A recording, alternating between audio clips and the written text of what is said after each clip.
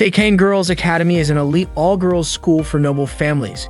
In a surprising move, the school decided to bring in a commoner as a reference sample of ordinary life, and that person was Kaburazaka Kimido, who came from a regular high school. The students at Seikane were extremely curious and excited to ask Kimido all kinds of questions. Before all of this, Kimido had been living a normal high school life. That day, Eri asked him, like usual, to grab some tea from the cafeteria. But as soon as Kimido stepped out of his classroom, a group of muscular men suddenly rushed toward him. They grabbed him, tied him up, and tossed him into a car. While inside, the men flexed their muscles in front of him, clearly showing off for some reason. Kimido had no idea what was going on. Eventually, they threw him out of the car in front of the gates of Seikane Girls Academy. A maid named Miyuki greeted him politely and thanked him for cooperating. She explained that they did not want to cause a scene, which was why they used that unusual method to bring him there. Miyuki quickly untied him. Kimido was understandably upset and said they had gone way too far. He asked where he was and who all these people were. Miyuki brushed off his reaction, saying that the way he greeted people really did make him sound like a commoner, and to her, that kind of attitude was rude. She told him she would explain everything and asked him to follow her. As they walked, Miyuki introduced herself and explained that this was a school exclusively for daughters of noble families. It focused on teaching them the traditional manners and customs of classic Japanese women. The existence of the school was a well-guarded secret from the general public. She also told Kimido that the school was called Seikane Girls Academy, and starting that day, he would be attending it. Miyuki said that all the arrangements had already been made and even Kimido's parents had given their approval. Kimido was confused and asked why he had been chosen, but Miyuki ignored the question and simply told him to keep following her. She went on to say that Seikane was a school strictly for noble women, so men were never allowed. Every single student and staff member there was female, and no exceptions had ever been made. However, recently, the school had been facing a few issues. Miyuki brought Kimido to meet the principal, Sayuri. Sayuri introduced herself and apologized if Miyuki had treated him roughly. She then asked Miyuki to apologize directly to Kimido. Miyuki did apologize, although it was pretty clear she did not mean it sincerely. Kimido then asked what the actual problem at the school was.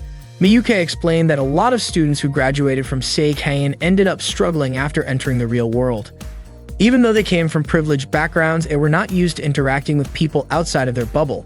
The shock of dealing with such different lifestyles sometimes led them to odd behavior, like becoming obsessed with online games. Kimido was confused about why something like that would even be considered a serious issue.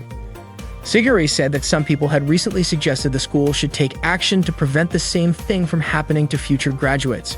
Miyuki added that after discussing the best way to keep the school's traditions intact while still preparing students for the outside world, they decided to bring in a commoner. By inviting someone like Kimido to live among them at school, the hope was that the students would slowly get used to interacting with people from different backgrounds. On top of that, the students had never really been around the opposite sex, which had turned into a big problem on its own. Sayuri believed that this would solve everything. Kimido said he understood the situation, but he was confused about why he had been chosen to be the commoner sample.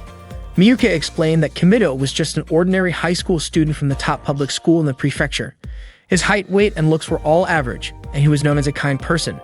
Back in middle school, he had even been nicknamed Sebastian. Because of that, Miyuki said he was basically the perfect example of a commoner. However, according to Miyuki, there was one exceptional quality that made Kimido stand out from everyone else. He was supposedly gay, had a muscle fetish, and was attracted to handsome, muscular men. Kimido was shocked to hear that and insisted that he did not have a muscle fetish at all. Miyuki asked if she was wrong because as far as she knew, Kimido never interacted with any girls and always spent time around other boys. That information had come from Kimido's childhood friend, Eri. Kimido explained that Miyuki had misunderstood him and that he was still straight. Sayuri commented that this could be a problem, and Miyuki even warned that it might turn into a serious issue. Kimido asked why that would be. Miyuki explained that if he really was not into muscles, and for the sake of protecting the school's secret, he would have to spend the rest of his life in a place that did not exist on any map. And if he insisted on staying at that school, he would need to be medically neutered in order to protect the purity of the female students. Hearing that, Kimido had no choice but to declare that he loved well-built muscles. Miyuki was surprised to discover that side of him, but she seemed relieved. She informed him that his class would be Class 1. Sayuri reminded him that none of the students at the school had ever interacted with any boys before, so she asked him to be careful and not do anything too extreme. Kimido then walked into his class and he was stunned to see all the students standing in formation, waiting for him. One of the girls introduced herself as the class president of Class 1. Her name was Reiko. She said that she and her classmates had been waiting for Kimido's arrival. The girls greeted him politely, and Kimido introduced himself in return. When they heard Kimido refer to himself using the word "or," they were surprised to learn that commoners talk like that. Suddenly, Kimido's phone rang. The students were confused and asked what the sound was. Miyuki stepped in to calm them down and explained that the object making that noise was called a cell phone, also known as a smartphone. None of the girls had ever seen one before. Miyuki explained that a cell phone was a small, portable telephone commonly used by commoners.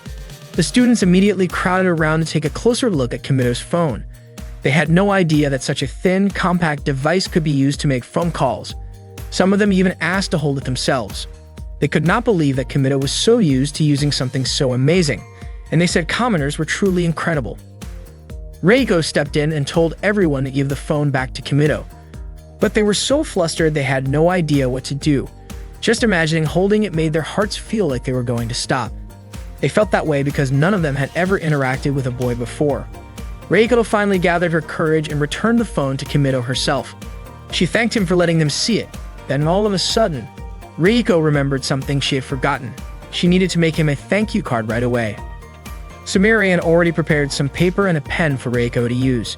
Reiko quickly wrote down a thank you card, then tied it with a ribbon, placed it inside the gift box, decorated it with flowers and another ribbon, and finally put the box in a bag before handing it to Kimido. Seeing all of that, Reiko's friends praised her for being thoughtful and always caring. Kimido thanked her and accepted the gift, but since Reiko was a little nervous, she accidentally lost her balance and fell forward. Luckily, Kimido managed to catch her in time. Reiko was so overwhelmed that she ended up fainting, which made all her friends panic. Suddenly, a girl named Aika came into the classroom and immediately pulled Kimido outside. Kimido asked her why she dragged him out. Without wasting time, Aika pushed him and tried to kiss him. She called Kimido a commoner and asked him to let her kiss him. As Aika moved her face closer to his, Kimido pushed her away and asked what she was doing. Aika explained that if she kissed a commoner, her wish would come true, so she believed she needed to kiss Kimido to make her dream a reality. Kimido told her that her wish would not come true just by doing that. Aika insisted she had heard about it from one of her upperclassmen. Kimido asked her whom she trusted more, an upperclassman who never left her room or a commoner like him. Aika let go of him and admitted that she did not really believe it either. She called Kimido a dumb commoner, but Kimido shot back that she was the one being dumb for thinking a kiss could make dreams come true. Aika responded by saying she did not actually believe it. Just messing around, Kimido joked that if she spun in a circle and barked, then her dream would come true. To his surprise, Aika actually believed him and did it right away. Kimido could barely believe what he had just witnessed. Right then, Reiko and her friends showed up to apologize to Kimido. Reiko explained that she and the others were truly worried about him, so they came looking. They were shocked to see Kimido being pulled away like that by Aika. Reiko asked what he and Aika were doing. When she called out to Aika suddenly ran away. Reiko mentioned that Aika never really talked to them, so maybe there was something they did not know about her. Later, Miyuki escorted Kimido to a dorm that would be his new place to live. She even told him there was a private room made just for him. The room had been renovated and Miyuki was confident that Kimido would be satisfied. To his surprise, the room was made to look exactly like his bedroom back home. Miyuki explained that the total costs, including special shipping, renovation, and other expenses to keep everything confidential, was around 100 million yen. Kimido was shocked when he heard that. Miyuki reassured him that she believed he would feel comfortable there. Suddenly reminded of Miyuki's earlier threat about his supposed muscle fetish, Kimido tore up his collection of 5 pictures. That made Miyuki suspicious and wonder if Kimido had been lying about his muscle fetish. To keep up the act, Kimido quickly pretended to be into muscular male figures. Miyuki then told him that from now on, she would be his personal maid. At this school, every student had their own maid to take care of them, so Miyuki would be looking after him from now on. She also informed Kimido that the introduction ceremony would begin at 3 p.m. and asked him to stay in his room and rest until then. All of a sudden, Aika barged into Kimido's room and accused him of lying. She said she had done it 58 times, but her wish still had not come true. Kimido replied by reminding her that he only said to do it 3 times. Aika said that Kimido had tricked her, but Kimido told her that she was the one who did that in the first place. Besides, he did not expect her to do something so ridiculous. Aika was shocked when she saw everything inside Kimito's room since she had never seen any of it before. Kimito explained that all of those things belonged to commoners. That got Aika thinking that maybe this was the key to getting her wish granted. She asked Kimito if learning about commoners would help make her wish come true. What she really wanted was to be popular in class. She asked if there was something wrong with that wish. According to Kimito, she did not need to go through all this just to make friends. If she could act like her normal self, her wish would come true naturally. Aika said that just being normal would not help her get what she wanted. But Kimito pointed out that if she could talk to him like this, then there was nothing wrong with her. Aika admitted that she was not good at lying, so she always said whatever was on her mind. She was convinced that people would not like her for that, and she was scared of being disliked. That was why she kept her distance from her classmates. She confessed that she really wanted to be friends with them. She hated being alone. She wanted to talk to her classmates and enjoy high school life with them. Until now, she had been spending her breaks pretending to sleep and rushing home just to avoid everyone. But she admitted that she did not want to keep living like that anymore. Aika was surprised at herself for suddenly saying all of that to a commoner like Kimito. Kimito let her borrow his game console. Aika was stunned the moment she turned it on. She could not even deny it. Commoner games were amazing. She asked Kimito to teach her how to become a commoner. She wanted to learn all about commoner culture. Aika said that commoners were starting to become popular at school. At the very least, if she knew a little about commoner culture, she was sure her wish would come true. She would become popular at school. That was why she asked Kimito to teach her everything there was to know about being a commoner. That way, she could become a commoner master and everyone in class would want to hang out with her. Aika even made up her mind to start a commoner club with her and Kimito as the only members for now. She was so fired up and said that she and Kimito would do all kinds of awesome club activities together. Kimito agreed and Aika was thrilled. She kicked off her club activities with her first mission, beating the game on Kimito's console. Miyuki woke Kimito up in the morning. As soon as he opened his eyes, he was shocked to see her and asked why she had come into his room. Miyuki reminded him that she was the maid assigned to take care of him, so waking him up was part of her job. Without hesitation, she began to take off his t-shirt, which immediately startled him.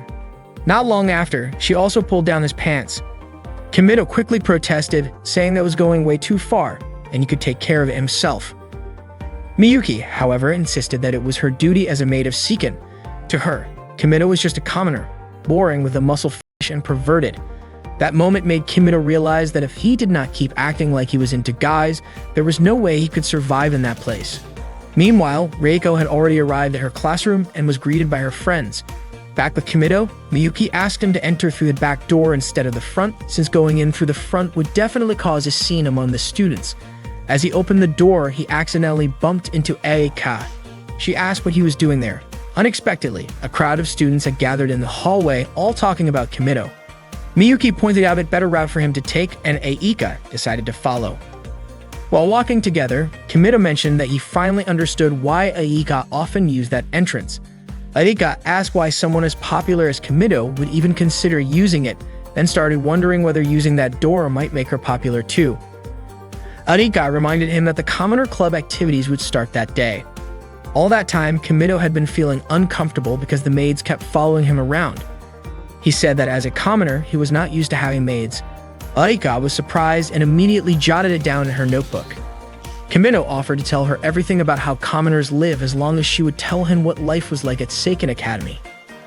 Aika said that all the complicated stuff would be explained by Reiko, since she was the student council president. Kimito asked why Aika could not just do it instead. Aika was surprised and asked why he would choose her over Reiko.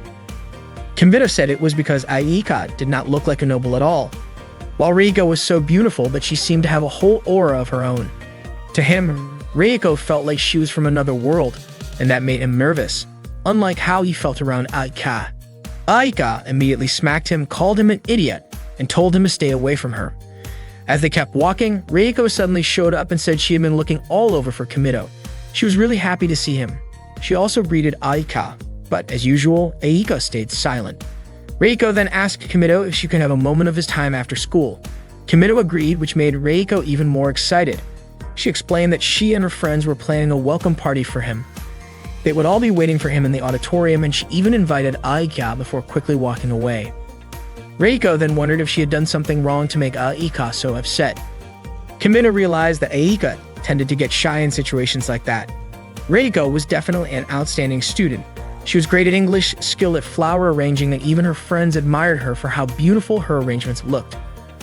On top of that, she was also amazing at the long jump. Her friends described her movements as graceful. When it was Aika's turn, she ended up falling during her jump, and Reiko showed genuine concern for her. Then came Kimito's turn. He performed exceptionally well, surprising everyone.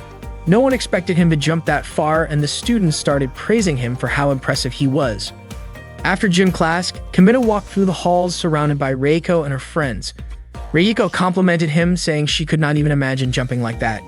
Kaa commented that guys really were built differently, and Mizuho said she could not even land as smoothly as he had.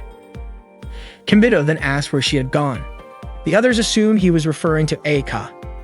Kimito explained that commoners usually use pronouns when referring to people, unlike nobles who tend to address others directly by name. Reiko asked if Kimito and Aika had talked that morning and mentioned that it seemed like the two of them were pretty close. Reiko guessed that maybe something was wrong with her and the others, since Aika had not wanted to talk to them at all. Kimito wondered if it would be okay to tell them that Aika just did not want to be disliked by Reiko and the rest. He eventually said that Aika might have her own reasons, and he asked them not to hate her for it. Reiko replied by asking why they would hate Aika in the first place.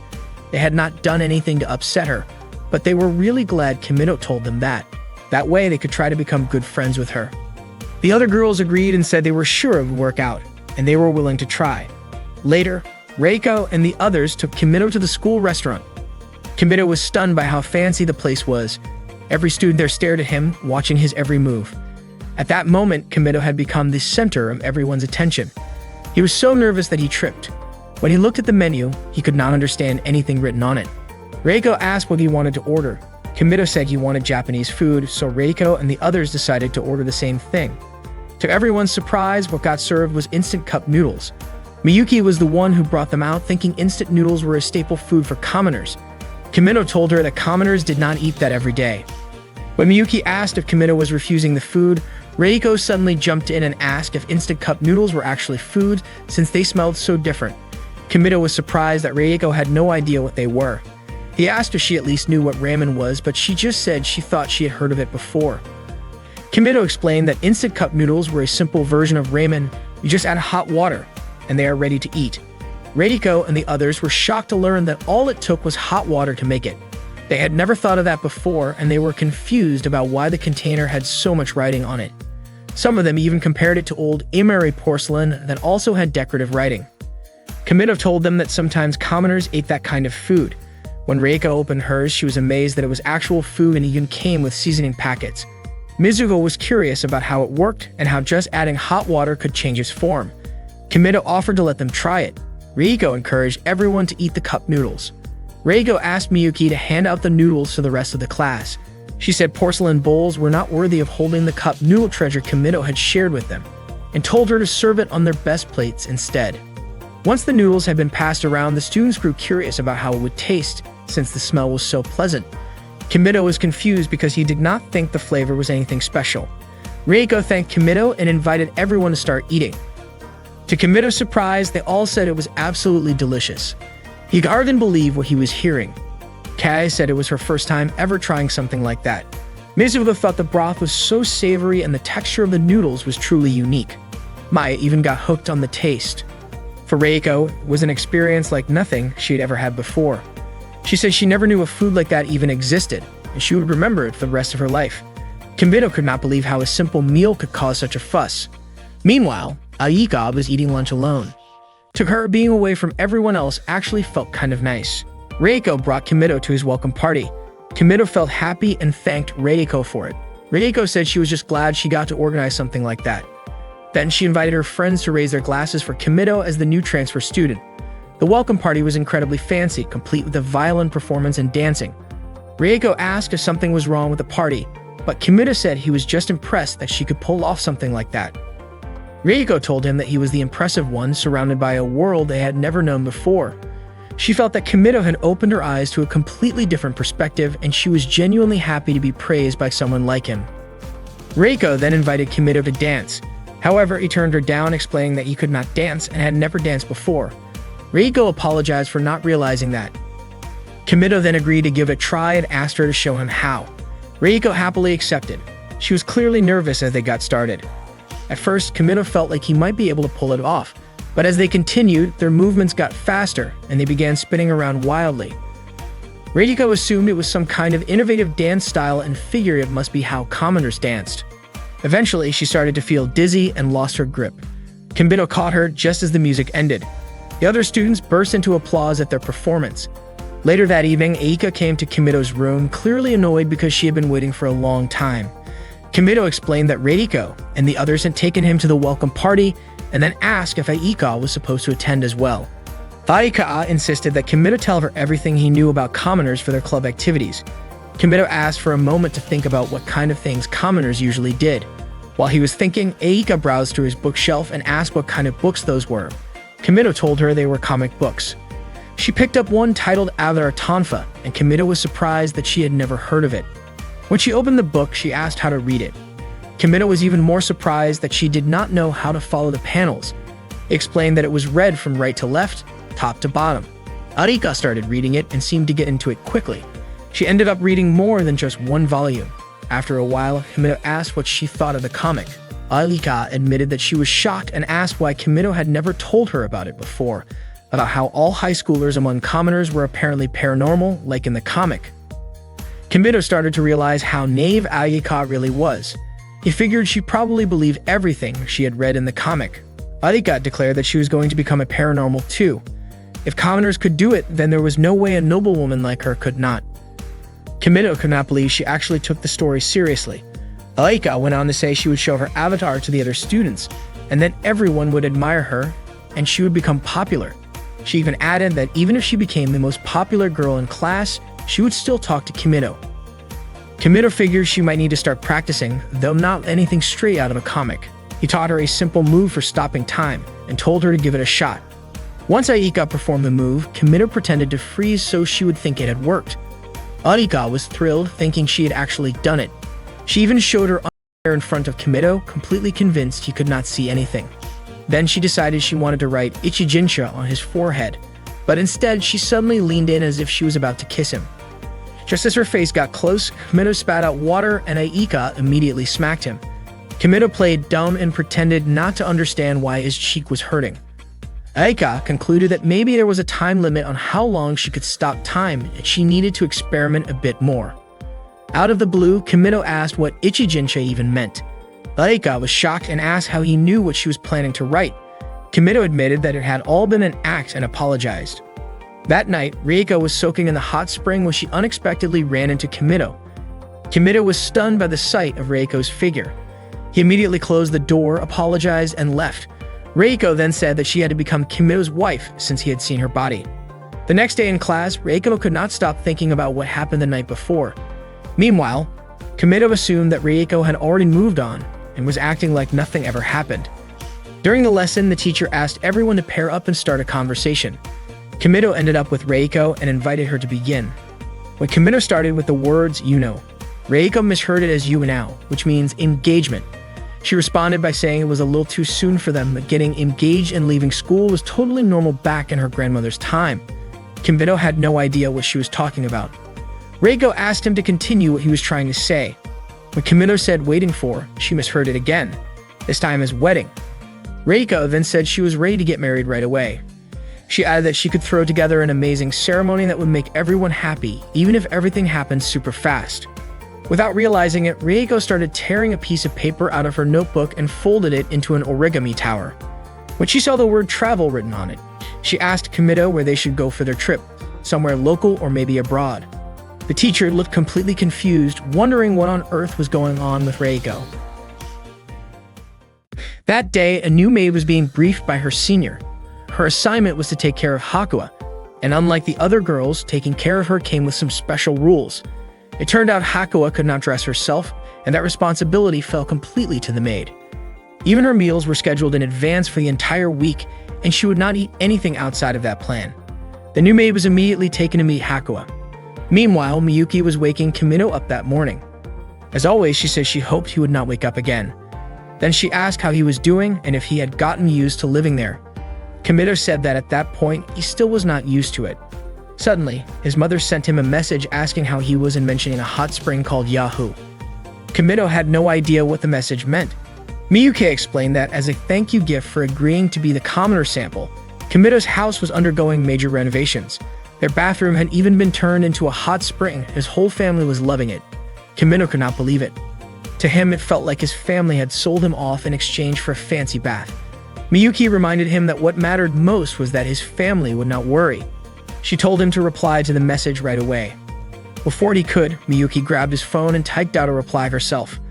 Fortunately, Kimido managed to snatch the phone back in time and deleted the strange message.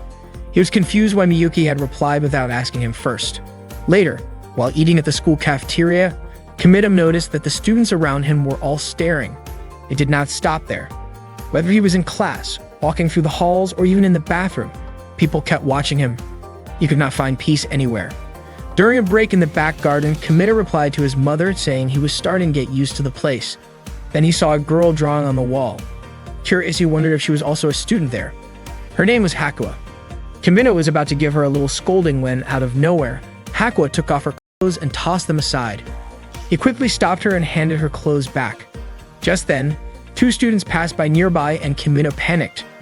Worried that they might get the wrong idea, he brought Hakuo to her room as fast as he could. Once there, he told her to put her clothes back on. But Hakuo suddenly asked if Kimido had been the one who undressed her.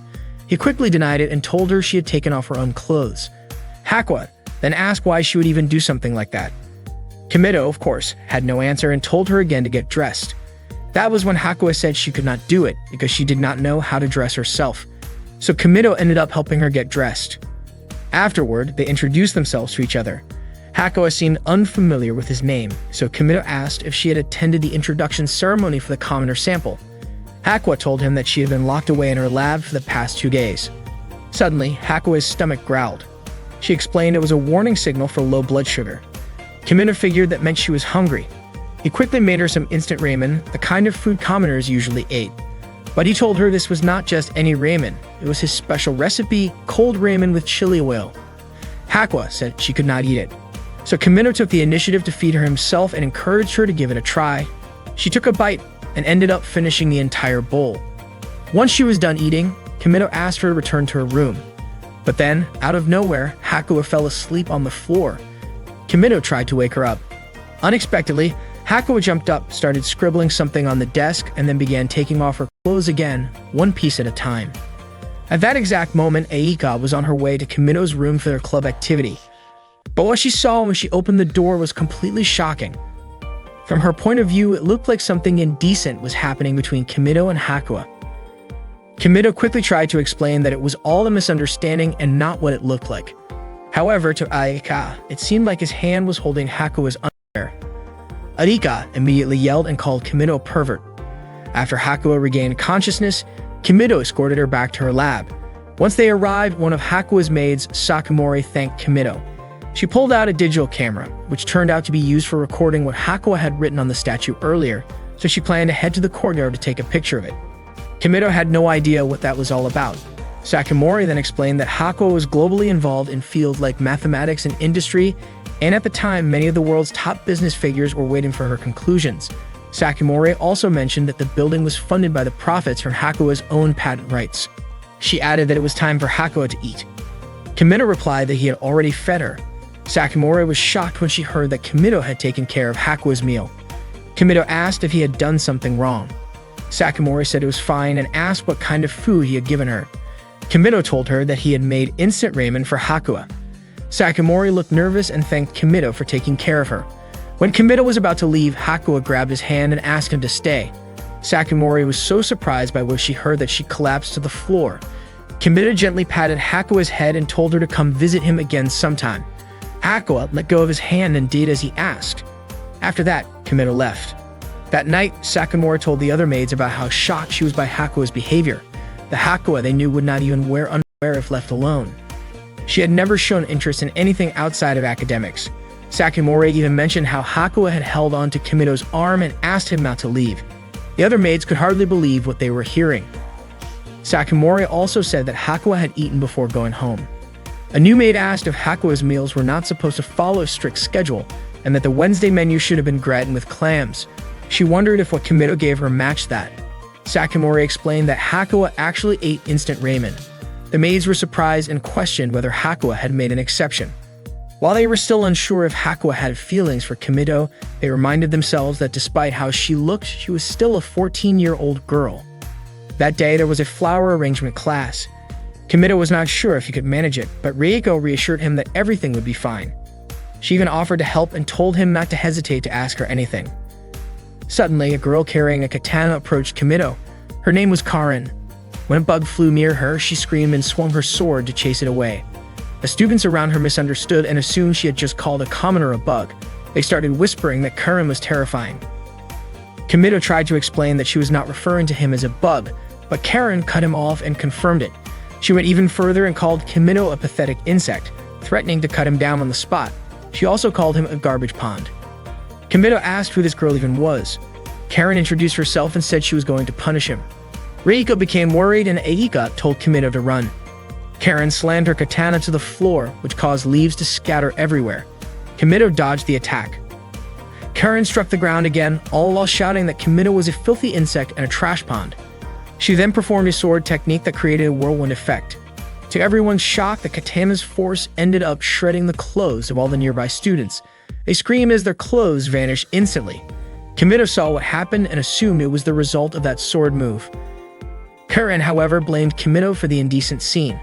Moments later, his own clothes were torn, causing all the students to scream in shock when they saw his body. Karin raised her sword and called Kimido a shameless man ready to stab him. Kimido dodged quickly and shouted that it might actually kill him. Since Karin refused to stop, Kimido had no choice but to stop her by force. Kimido braced himself as Karin launched her attack. Unexpectedly, his pants tore open, leaving him completely exposed right in front of Karin's face. The sight almost made Karin faint. She then asked how strong Kimido was compared to other commoners. Kimido said he might actually be the weakest of them all, which made Karin feel like the technique she had worked so hard to develop was completely wasted on someone so weak. But Kimido praised her technique, saying it was incredible, and admitted that he was not actually the weakest. Karin refused to accept that and demanded a rematch. She said she needed to cut him down to restore her honor. Just as she was about to lift her katana again, her outfit suddenly tore apart. She was confused, especially since she had not seen Kimido make a move. According to Kimido, it might have been a delayed effect of her own technique. Karin could not believe that someone who claimed to be the weakest was actually this terrifying. Kimido insisted he had not done anything at all, that it was all Karin's doing. That was when Karin realized they were on completely different levels. After that, she accepted Kimido as her master since he had defeated her. Kimido was confused and called her a wild beast. Karin warned him that if he turned out to be weaker than her, she would not hold back against him.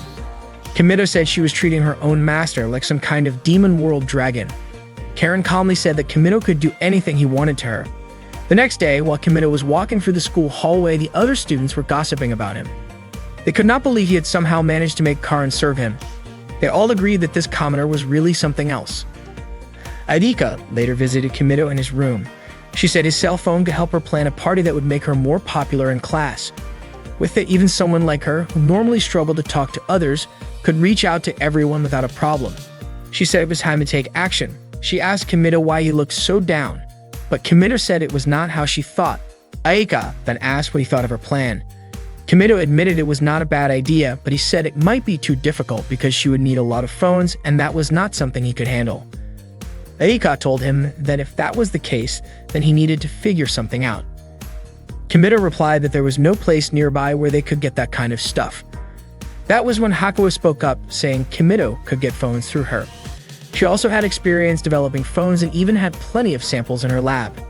Aika got irritated seeing Hakua sitting on Kimido's lap like that. Kimido said Hakua simply refused to move. Aika pointed out that even though Hakua looked the way she did, she was already in middle school. Kimido could hardly believe it. Aika tried to get Hakua to sit on a cushion instead, but Hakua just grabbed onto Kimido's arm. Kimido wondered why Aika looked so annoyed, but she denied it. Suddenly, Karin burst into the room and was surprised to see how close Hakua was sitting next to Kimido. Kimido asked what Karin was doing there. Karin reminded him that, like she had said before, she belonged to him now. She would stay by his side for as long as possible. and the moment she felt ready to surpass him, she would challenge him again. Kimito said he understood her goal but begged her not to take things too far. Karen was still upset about how Kimito had ended up putting something embarrassing in front of her during their fight. Kimito insisted he had not done anything like that. Aika tried to speak up, and that was when Kimito suddenly realized Aika was still in the room. Aika could not understand why Kimito always treated her so badly. Kimito said that Aika was a Sun Pure type who probably had a complicated, conflicted mindset. Aika insisted that she was not its Sun Pure, and she reminded him that it was time for their club activities. She told Kimito to ask Karen and Hakuo to head back. Kimito asked what was wrong with them hanging out together and why Aika disliked it so much. Aika suddenly raised her voice, almost blurting out that Kimito had been sitting way too close to them. She then stepped out of the room and saw one of the maids carrying a large box. The maid handed it to Kimito. When Kimito opened the box, it turned out to be filled with cell phones. Hakuo had asked her maid to bring them. She explained that at the time, they could not connect to any phone lines or internet services, and she asked if she should set them up to access the internet. Kimito told her it was enough if the phones could connect to each other, and Hakuo agreed to take care of it. Kimito asked Aika to choose whichever phone she liked. Before doing so, Aika thanked Hakuo. Then Kimito asked what about Karen, but Karen said she was not interested in toys like that. Aika asked Kimito to take a picture of her using the phone. She was happy because her face looked really cute in the photo. Kimito asked if Hakuo wanted him to take a picture of her too. Hakuo said she wanted to take one together with him, and Aika also wanted to be in the photo as well. Kimito said there was no way the three of them would all fit in the frame. Aika tried adjusting their positions so they could squeeze in, but it turned out it really was not possible for all of them to fit on the phone screen. Kimito was about to ask Karen for help, but it turned out that Karen also wanted to join the photo. Kimito agreed. They all moved closer together so they could appear on the screen, but Aika started complaining because her body ended up touching Kimito.